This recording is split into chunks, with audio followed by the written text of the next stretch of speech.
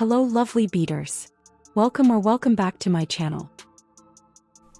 I am about to do something that hurts my soul. Mixing my beads. This is every beader's nightmare. So, I had to create something with this chaos to restore the balance. And that's how these fringed ghost earrings were born to celebrate Halloween. Let's bead them together.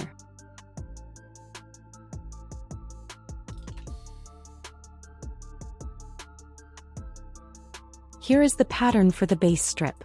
But you can also just follow the video, the steps are very clear. Start the beading with a stopper bead. Here's a trick I use to secure this bead. You don't always have to pass through it multiple times to make it secure. Sometimes just tying a simple knot around the bead is enough. It's easy to undo later with your needle, but it's tight enough to hold your first row of peyote. String 6 white beads. Bring the beads down on your thread. Start a peyote row. You step out from the first bead, string a white bead and go through the second bead.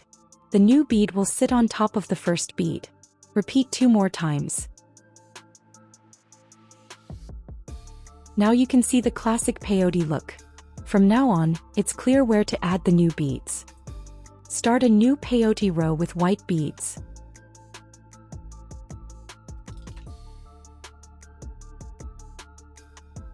Make another peyote row with white beads.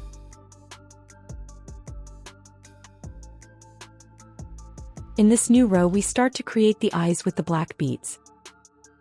The first bead is white. The second is black. And the third is white again. Start with a white bead. The second and third beads will be black. Start the new row with a white bead. Continue with a black bead. And the last is a white bead. The next row is all white beads.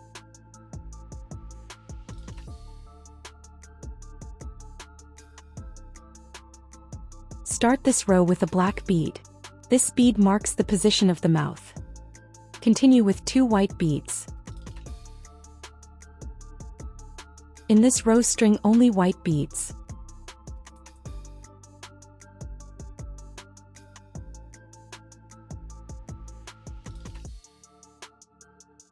In the next row we start the second eye. So the first bead is white.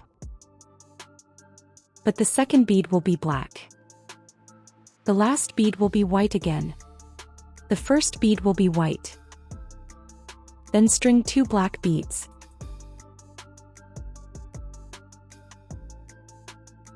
First bead in this row is white. The second bead is black.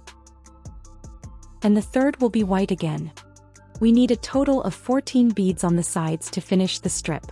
We are at 7 now. Half of the peyote band is done and the eyes are in place. From this point on we will only be using white beads. I will speed up the video so you don't get bored while I add the next 7 rows of white beads. I need to correct something I said right now. I told you we have 7 more rows to bead, but that wasn't quite right. What I really need is 7 more beads on the edge. And with this peyote technique that means 14 full rows of beading. There's a funny thing about this stitch. You add 1 bead to the top in one row and 1 bead to the bottom in the next row. So to get 7 new beads on the side, I have to bead 14 rows in total. Good thing this video is sped up, right?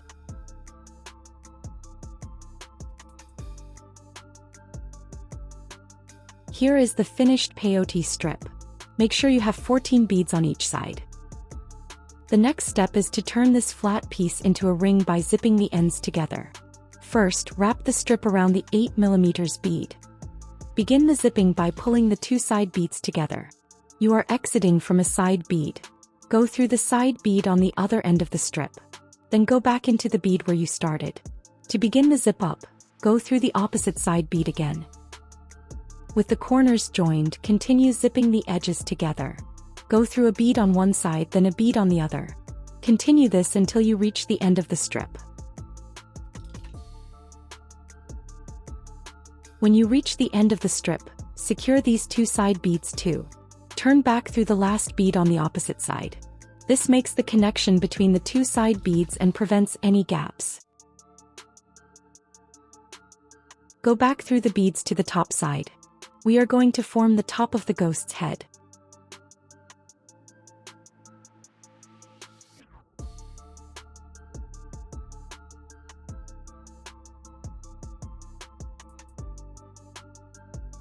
Your thread is exiting from a top edge bead. Pick up one white bead. Go down into the next edge bead. Then go up through the bead next to that one. Repeat this step all the way around. You will add a total of 7 new beads.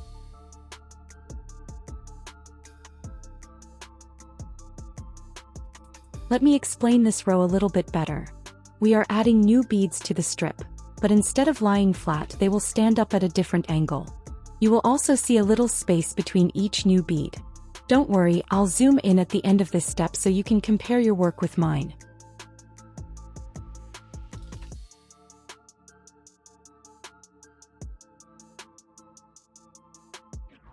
I know it can be hard to see the white beads against the white ball. So here is a close-up of this step. Hopefully this helps you to see exactly how the beads should sit. Lead your thread to one of the beads from the last row. Exit from that bead and add one white bead between each bead from the previous row. This fills the remaining gaps and pulls the circle tight, creating the top of the ghost's head. With this row, we are creating a small beaded cap to hold our round bead. This is the step that traps the bead inside and makes sure it's secure. Once this is done, the bead won't be able to slide out of the top when the earring is hanging.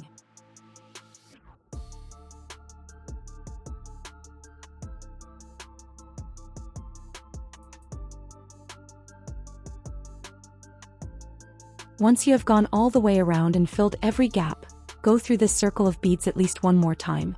This will pull everything tightly together and make the top secure.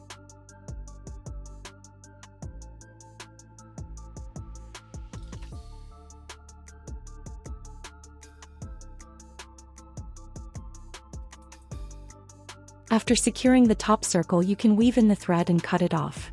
Because this is a peyote-stitched beading, I will simply weave my thread back and forth through the rows, making several turns to secure it tightly.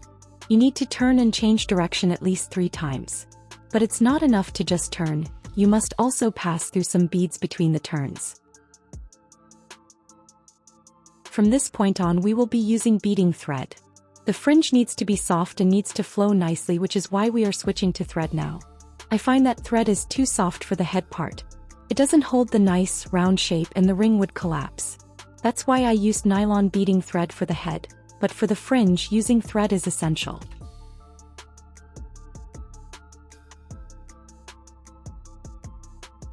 You can cut off the tail too.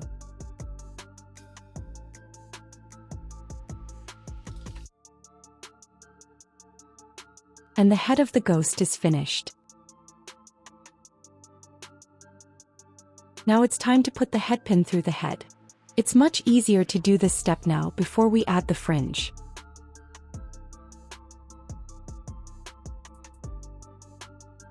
For the fringe, I'm using Nylon thread. I wouldn't say it's my absolute favorite, but the quality isn't bad. Plus, it has a very reasonable price. Let me show you how I start a new thread. The technique is the same as finishing one with one important trick. When you start, you have to be gentle. Don't pull the thread too hard because if the tail slips through, you need to start over. So I just go anywhere in the beading and weave back and forth between the rows until the thread locks in place. Once it feels tight, we are ready to begin the fringe. Alright, let's talk about my relationship with beading thread. Let's just say, it's complicated. I swear it has a mind of its own. It knows I only use it when I absolutely have to, like for these fringes. And it gets its revenge by tangling itself into knots and snagging on everything in sight. You will see it later in the video. I have proof. Please tell me in the comments that I'm not the only one who fights with their thread. This thread was actually pretty cooperative today. It was nothing like in my video number 71. In that project, the thread was so bad I literally started a knot count at the end of the video. Finally, we can start making the fringe. I can't give you a precise bead count for each strand because I didn't count them myself. I just created the lengths by feel. As a general guide, I used between 25 and 40 beads for each one, so they are not too short or too long. I made every fringe a different length, some longer and some shorter. I wanted to give the ghost a ragged and tattered look. So the bottom edge will not be even, the lengths should be random on purpose. However, you do want the two earrings in the pair to be a similar size. So I check the length of my very first fringe on the second earring against the finished one. This ensures the overall fringe length will be similar on both.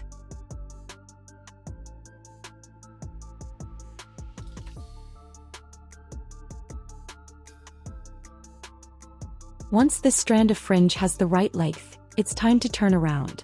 To do this, skip the last bead and lead your thread back up through the entire strand. That final bead will act as a stopper, holding the fringe together as you return to the head of the ghost. Make sure you go back through every single bead in the strand. Skipping just one bead will cause the fringe to bend in that spot instead of hanging straight. When you reach the side bead where you started the fringe, make sure to go through it again. Then go through the side bead next to it to start the next fringe. This next fringe is another simple one, made with only white beads. So I'm going to speed up the video for this part.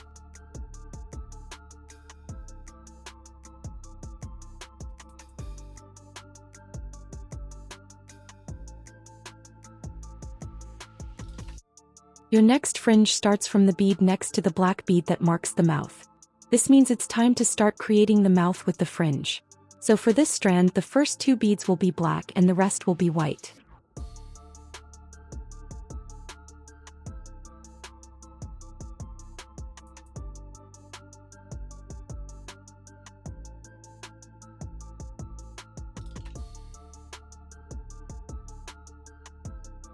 Did you see that?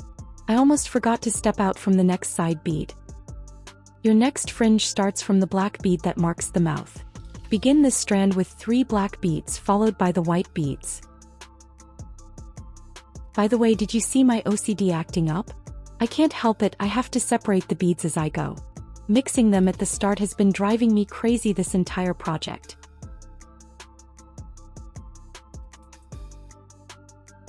With this fringe we'll complete the mouth.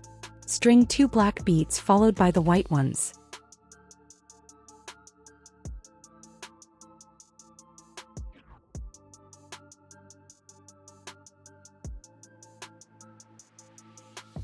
From now on, all the fringes are just plain white beads, so I'll speed up the video until I'm all done. I'll see you in a moment when all the fringes are complete. By the way, in case you're new here, I love to share beading tips during the time-lapse sections. And I have some really useful ones coming up right now, so don't skip ahead. This is a good time to talk about a common problem: your working thread getting tangled in the finished fringe. If it happens, don't panic. It's usually easy to fix if you catch it before it becomes a real knot. My best tip to prevent this is to cover the finished fringes with your fingers. I'll admit it's easier said than done, but it does help. You might notice me rolling a new fringe between my fingers after I finish it. I do this to get the tension just right. If the thread is pulled too tight, the fringe can look stiff and crooked instead of flowing nicely. This little rolling motion helps to relax that tension just a little bit. What you want to see is that the beads are touching, but without any visible gaps or tightness between them.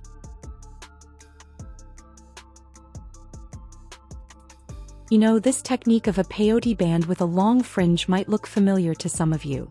I used a very similar idea way back in my video number 8. In that one, I also made a pair of fringe earrings, but they were super long and made with size 15 seed beads. The projects are similar but also different. For that earring, the peyote part was much shorter and didn't have a bead in the center like this one does. The main focus was just on the incredibly long fringe. This is one of my favorite things to do. Take a technique I already know and just play with it. It's amazing to see how many different looks you can get from the same basic idea. So if you like this style, maybe check out video number 8 after this one to see the difference. As we get closer to the end, I want to say thank you for beading with me. If you found this video helpful, please consider liking and subscribing. Every subscription helps our little beading community grow and makes it possible for me to keep creating free tutorials for everyone. I'm so grateful for each and every one of you. And here it is. Our little ghost with its fringed dress is all done. Now all we have to do is weave in this thread and give this little guy an earring hook. You remember, don't you? You need to change direction at least 3 times before it is safe to cut off your thread.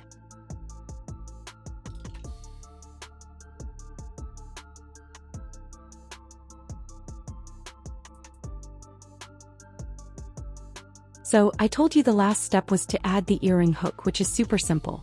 You just open the loop, slide the ghost on and close it up. But then I remembered one more little secret I wanted to show you. So before our final goodbye, I have one last bonus tip for you. Do you see how our little ghost can spin around on the ear wire? This means when you wear it, it might not always face forward. So here's my little trick. I use a tiny bit of glue to fix it in place. I glue the head pin to the large round bead that's inside the ghost's head. You have to be extremely careful with this because the biggest risk is getting glue on the fringe. My advice is to put just a tiny dab of glue on the head pin and press the glue against the round bead.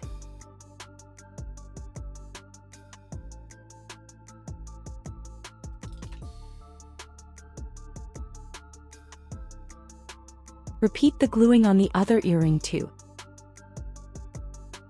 Carefully hang the earring up, making sure the ghost is positioned to face forward. All that's left is to wait for the glue to dry completely. And that's the end of today's video. If you watched it and liked it, don't forget to subscribe if you haven't already. Thank you for spending time with me. See you next week.